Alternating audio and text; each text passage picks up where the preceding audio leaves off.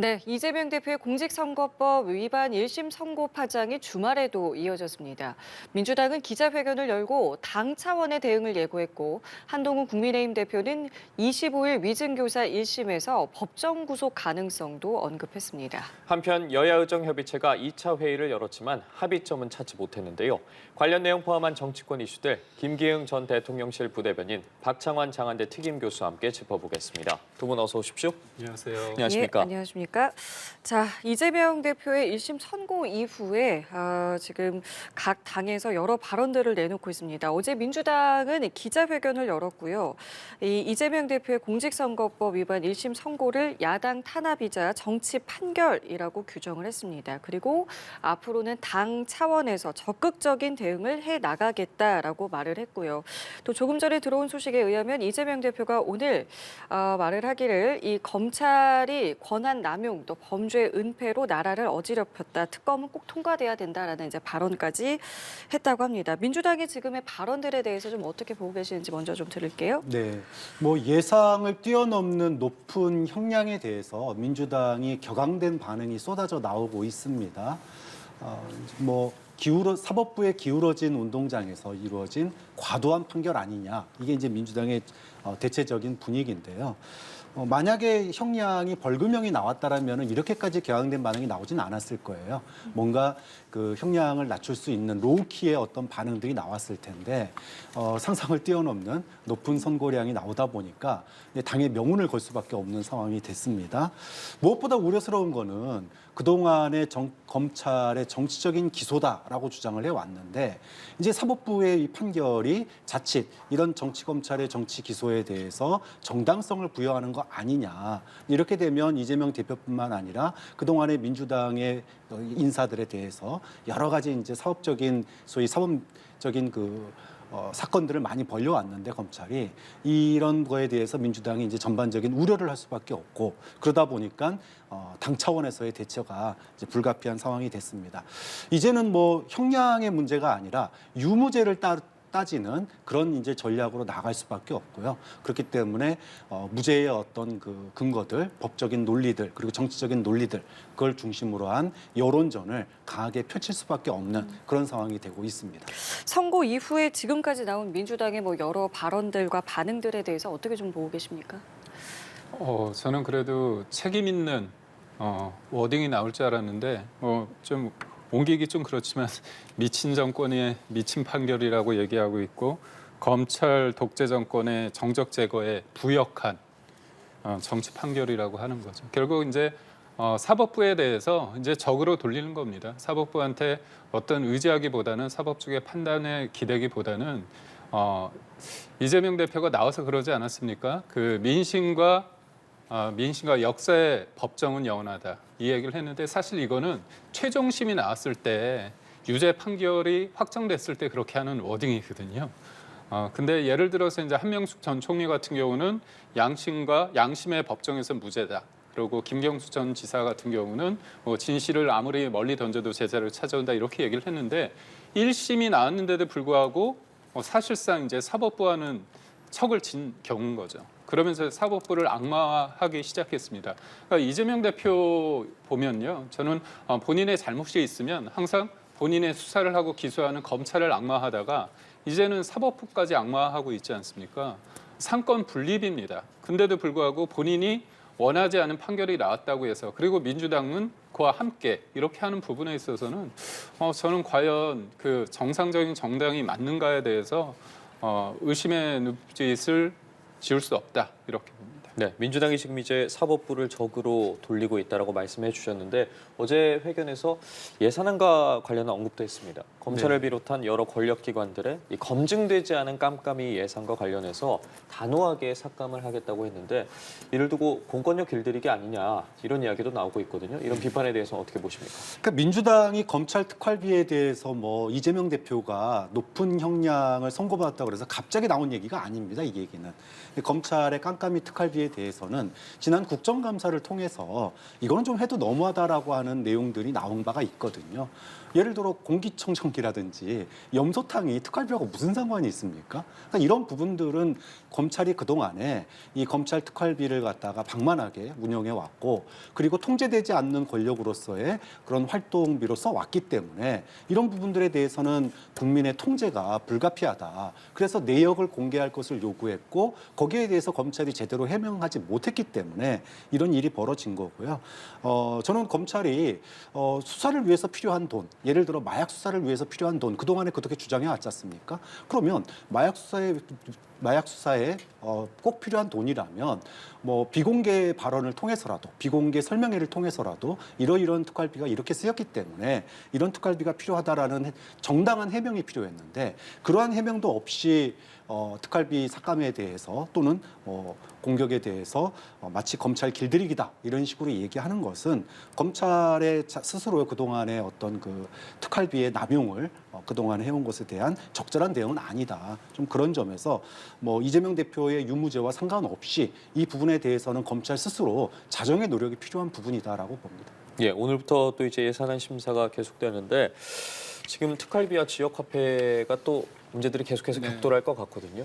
어떻게 바라보고 계십니까? 그러니까 국민이 낸 세금을 가지고 예산을 집행하는 데 있어서 민주당이 본인들 뜻대로 하는 거죠.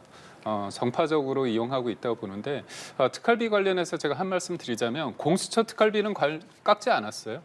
검찰은 싫고 공수처는 좋다고 생각하는 것 같고 무엇보다도 문재인 정부 때 특활비 관련해서 박범계 당시 법무부 장관은 어느 정도 필요하다 그렇게 얘기를 하고요. 추미애 법무부 장관은 그럼 이거 수사하지 말라는 거냐 그런 얘기도 했거든요. 그리고 특활비뿐만이 아니라 특경비라는 게 있는데요. 그거는 뭐 압수수색한 분들의 어떤 밥값, 교통비 그런 부분이 있는데 그런 것도 다 깎았습니다. 수사를 하지 말라는 거죠. 그러니까 결국은 저는 이재명 대표의 어떤 사법 리스크 이게 왜 모든 국정 운영에 있어서 민주당이 이거를 제어하는데 비판하는데 가장 중심점이 되는지 그 부분은 좀 이해할 수 없다고 보고 있습니다.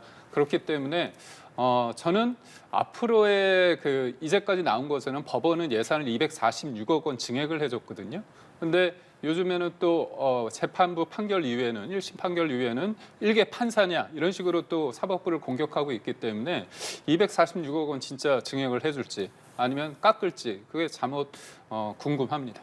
알겠습니다. 자, 그리고 어제도 기자들이 이런 질문도 했습니다. 이재명 대표의 리더십에 대해서요. 그랬더니 민주당에서는 당대표 교체는 고려하지 않는다. 오히려 당의 결속이 더 잘 되고 있다라고선 이제 흔들림이 없다라는 부분을 강조를 했는데 당장 다음 주에도 1심 선고가 또 하나 남아 있고요. 그렇다면 앞으로 이제 민주당에서는 이 재판에 대해서 대응 방식은 어떻게 할지 어떤 전략을 취할지도 좀 궁금해지는데요. 네. 일단 이재명 대표의 리더십은 흔들림이 없을 것 같습니다. 일단 비명계라고 불리우는 과거의 뭐 친문 쪽 의원들 또는 과거 정치인들의 그런 그 성명을 보더라도 검찰의 정치적 기소에 법원이 정당성을 부여하는 건 아닌지 우려스럽다. 이런 내용을 발표를 했기 때문에 결국은 지금은 검찰의 어떤 정치적인 기소와 그에 따른 이런 높은 선고량에 대해서 우려를 표하는 그런 정도의 상황입니다. 그렇기 때문에 이재명 대표 특히나 4건의 재판 가운데 뭐 1심, 2심, 3심 하면은 12부작 드라마 아닙니까? 굉장히 장기전일 수밖에 없습니다. 우여곡절이 있을 수밖에 없는데 이 한두 번의 뭐 유죄 판결로 지금의 어떤 이재명 대표의 리더십이 흔들릴 상황은 아니다. 다만 이것이 이제 2심에 가서도 계속 이런 것들이 유지가 된다면 어려움으로 돌아올 가능성이 있습니다. 그렇기 때문에 민주당으로서는 앞서 얘기했던 것처럼 이거는 형량의 문제를 뛰어넘어서 징역 1년에 집행유예 2년이면 이거는 보통 이제 우리가 항소심을 하게 되면 형량은 좀 깎이거든요. 근데 깎인다 손 치더라도 유죄일 가능성이 굉장히 높아요. 그렇기 때문에 민주당은 앞으로의 전략은 뭐 어쩔 수 없는 이제 무죄다라고 하는 이런 이제 그 법리 논쟁 그리고 정치적 여론전 이렇게 갈 수밖에 없는 거고요. 그걸 위해서 아마 민주당은 그동안에는 이재명 대표 개인이 어떻게 보면은 대응을 해왔다면 앞으로는 전당 차원에서의 여론전이 굉장히 강해질 수밖에 없다 이렇게 보는 거죠. 이재명 대표의 리더십에 대해서는 어떻게 좀 전망하십니까? 네, 흔들리지 않는 거는 침대라는 얘기가 있는데 흔들리고 있습니다. 흔들리니까 이렇게 험한 말들을 하는 거 아닙니까? 거리에서 광장에서 그렇게 진짜 거북한 말들을 하는 건 본인이 떨고 있다는 거고 본인이 앞으로 이 1심뿐만이 아니라 25일 위증교사 관련해서 본인이 저거 아닙니까? 공직선거법 얘기하는데 위증교사 관련해서 SNS에 글을 올렸잖아요.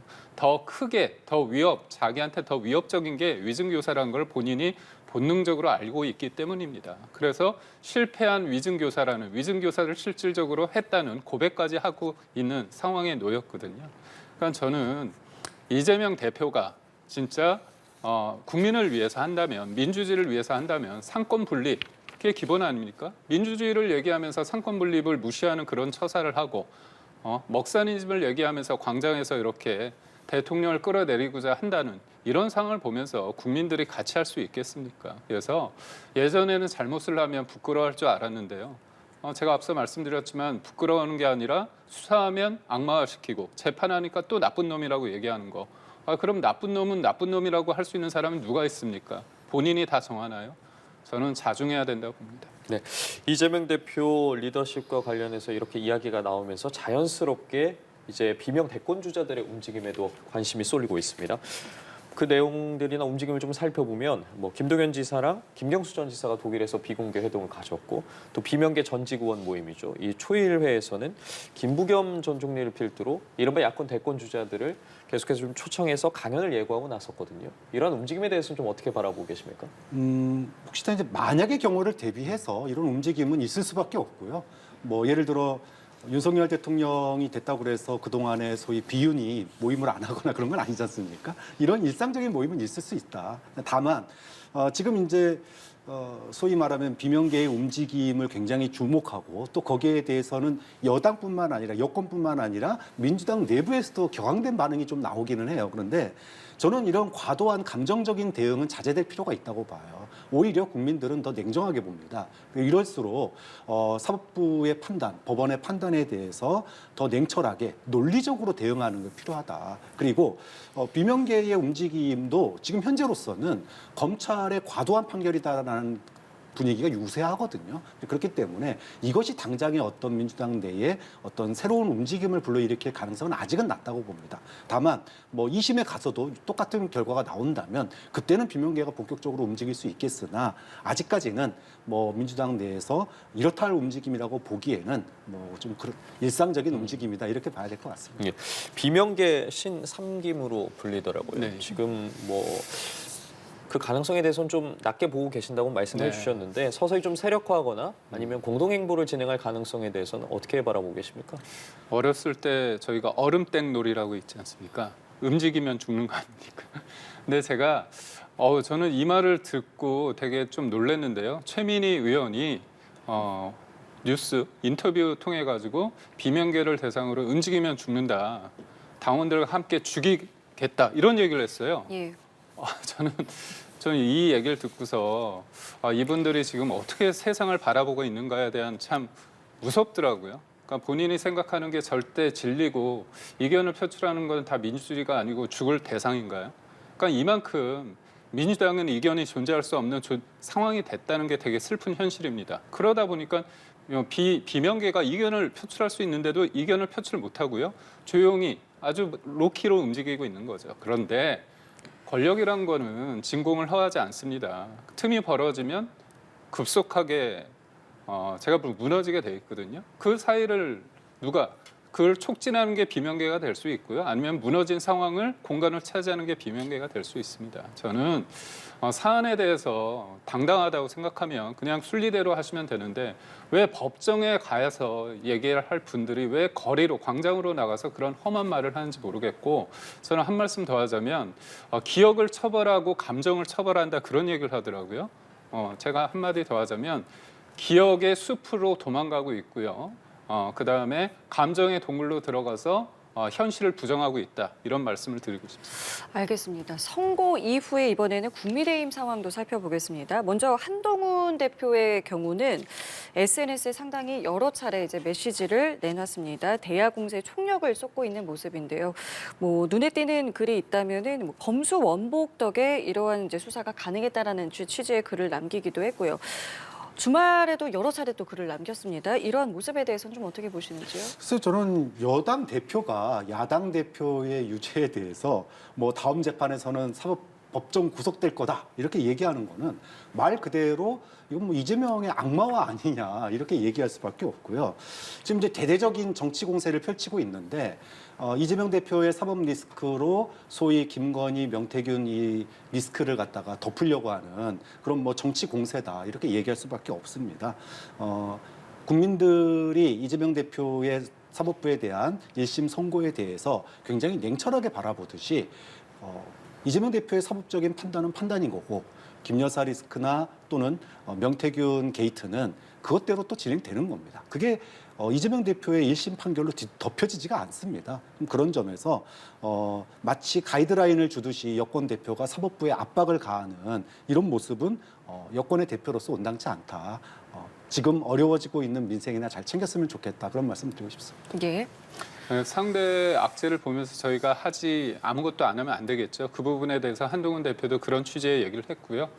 저는 한동훈 대표가 왜 이런 얘기를 했을까? 저는 앵커링 효과라고 합니다. 닷 효과라고 보는데 자꾸 무죄하고 사법부를 민주당에서는 압박하고 있지 않습니까?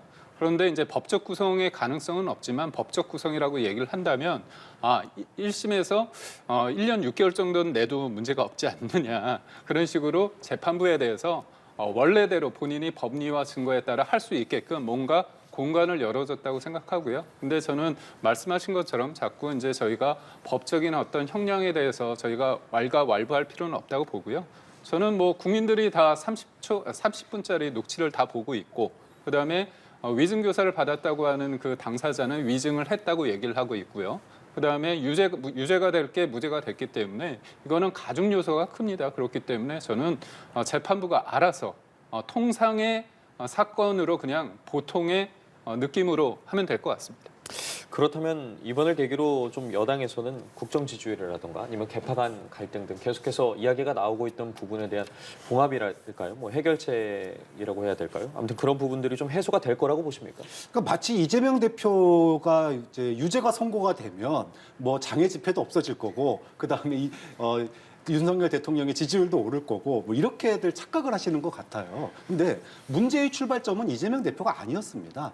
김건희 리스크, 그다음에 국정농단, 뭐 그다음에 공천 개입, 명태균 게이트였거든요. 그로부터 출발한 것이었기 때문에 당장은 보수층의 어떤 그 이재명 대표 유죄에 대한 환호 이걸로 일정한 결집으로 인해서 보수층의 지지율이 일부 회복될 수는 있다고 봅니다. 하지만 근본적인 문제, 즉 김 여사 특검이나 명태균 게이트에 대한 제대로 된 조사나 특검이 시행되지 않는다면 그에 대한 불만은 그에 대한 불만대로 지지율에 고스란히 반영될 거다. 그렇기 때문에 일시적인 반등이나 지지층 결집은 있을 수 있어도 그렇게 효과가 오래가지 못할 거다. 김 여사 특검이 거부가 되고 또 그에 따라서 여권이 부결로 또다시 재표결에 응한다면 여론은 또다시 악화될 것이고 그 악화된 여론에 제대로 대응하지 못한다면 지금 봉합되고 있는 여권 내 갈등도 다시 터져 나올 수밖에 없다. 그런 점에서 소위 한 대표의 게시판 관련된 논란도 지금은 덮여졌지만 지지율이 어느 정도 회복되는 순간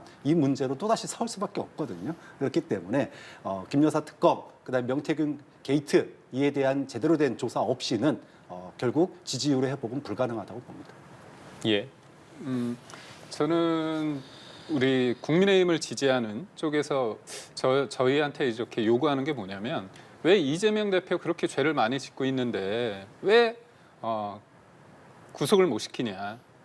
소위 말하는 깜빵을 왜 못 보느냐 그런 얘기를 하는데요. 사실 그게 사법부의 영역임에도 불구하고 그런 부분에 대해서 뭔가 정부가 제대로 못하고 있는 거 아니냐 그런 얘기를 많이 합니다. 결국 1심이지만 어떤 유죄의 가능성, 최종심까지의 그런 가능성이 커진 만큼 뭔가 결집하는 분위기가 있고 윤석열 정부가 뭔가 하고 있다. 물론 사법부와 윤석열 정부는 다름에도 불구하고 뭔가 정부가 정권 교체 이후에 뭔가 정상화되고 있구나 그런 생각을 하고 있을 것 같고요. 또 하나는 외부에서 볼 때는 대통령과 이제 당대표 사이의 관계가 뭐 갈등 양상으로 치닫다 보니까 보기 싫은 거예요. 그런 면에 있어서 뭔가 하나 되고 있고 변화하고 있고 쇄신하고 있고 그런 과정에 외부 야당의 어떤 탄핵에 의해서 뭔가 하나의 목소리로 방어하고 있다는 면에서 뭔가 지지율의 반등은 있을 거라 봅니다. 하지만 중요한 거는 중도죠. 중도에 있는 분들은 민생에서 우리가 어떤 성과를 내야 된다고 보고 저는 그렇습니다. 마지막 기회를 주신 만큼 저희가 절실함을 가지고 하나하나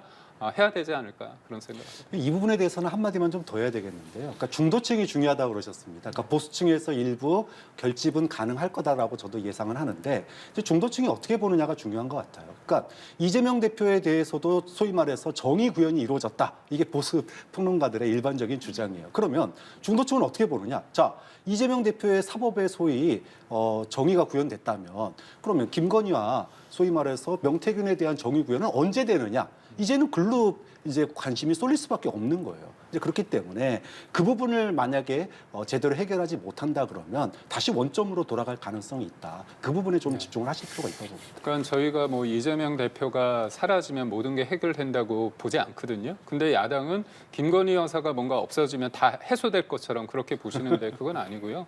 기승전결 김건희 여사가 아니고 물론 국민 눈높이의 부적절한 행위에 대해서는 자중하고 그렇기 때문에 대외 활동 안 하고 있습니다. 그런 부분이 있고 그다음에 명태균 씨 수사 관련해서 지금 정자법 관련해서 인신이 구속됐기 때문에 그 이후에 부적절한 어떤 공천 개입이 있다고 하면 처벌을 받아야겠죠. 하지만 검찰에서 수사하고 있는 과정에서 여러 가지 의혹, 주장에 근거해서 너무나 과도한 특검 공세를 하는 거는 먹사니즘을 주장하는 야당으로서 여러 할 일이 많지 않습니까? 김건희 여사 너무 한 분만을 위한 공격은 좀 지양해 주시면 어떨까 생각합니다. 그럼 이 부분도 좀 여쭤볼게요. 여야의정협의체가 2차 회의까지 이제 열었습니다. 하지만 결국에는 큰 소득이 없었습니다. 문제가 됐던 뭐 2025년 증원 문제도 그렇고요. 2026년도 증원 문제도 그렇고 결국에 또 이견만 서로 확인한 상황이었는데요. 이 부분 어떻게 해소가 돼야 된다고 좀 생각을 하십니까? 그러니까 지금도 전공의와 의대생들의 입장은 강건합니다. 변화가 예. 없어요. 자, 이런 상황에서 그러면 언제까지 이런 응급의료 위기라든지 의료 위기를 계속 놔둬야 되느냐. 물론 정부의 그 소위 말하면은 지방 간의 의료 격차 해소, 그다음에 응급실이라든지 이런 것들을 위한 의대 정원 확대에 대한 국민적인 지지는 높은 건 맞습니다. 하지만 그것이 국민의 어떤 생명에 대한 위협으로 나타나는 건 안 될 일이거든요. 좀 그런 점에서 다소 우회하더라도 뭔가 해결책을 이제 내놔야 된다. 만약에 이번 겨울도 지나게 되면 정말로 내년에는 공보위도 없고 의대생도 없고 졸업생이 없어요. 의대 졸업생이.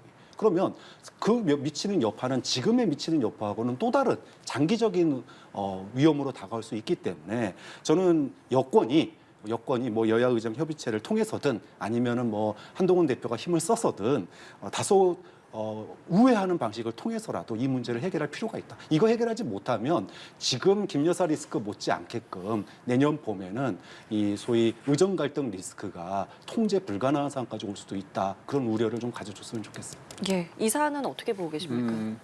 이게 정부의 몫이 있고요. 국회의 몫이 있습니다. 국회의 몫 중에서 가장 큰 파일을 차지하는 게 민주당의 몫이라고 생각하는데 여야 의정 협의체 관련해서 박찬대 원내대표가 주장한 거 아닙니까? 그리고 한동훈 대표가 얘기를 했을 때 뭐 정치적 계산 때려치우고 환영의 어떤 의사를 밝혔습니다. 근데 정작 하게 되니까 좀 발을 빼고 있거든요. 어려운 난제기 때문에 좀 빼는 것 같아요. 하지만 정치라는 거는 불확실한 가운데 길을 내는 거고 양보와 타협입니다. 그런 관점에서 큰 힘을 가지고 있는 이재명 대표께서 1심에서 굉장히 유죄를 받았기 때문에 심적 부담감은 있겠지만 이 사안에 대해서 큰 틀에서 뭔가 중재의 역할을 한다면 국민들이 새로운 모습을 기대할 수 있고 그렇다면 대권 주자로서의 입지도 저는 크게 작용할 수 있다고 보거든요. 그렇기 때문에 저는 의료계의 양보와 그다음에 야당 대표의 어떤 결단이 필요한 시점이 아닐까 싶습니다. 예, 관련한 사항은 좀 예의주시해봐야 될 것 같습니다. 지금까지 김기흥 전 대통령실 부대변인 박창환 장한대 특임교수와 함께했습니다. 고맙습니다. 감사합니다. 고맙습니다.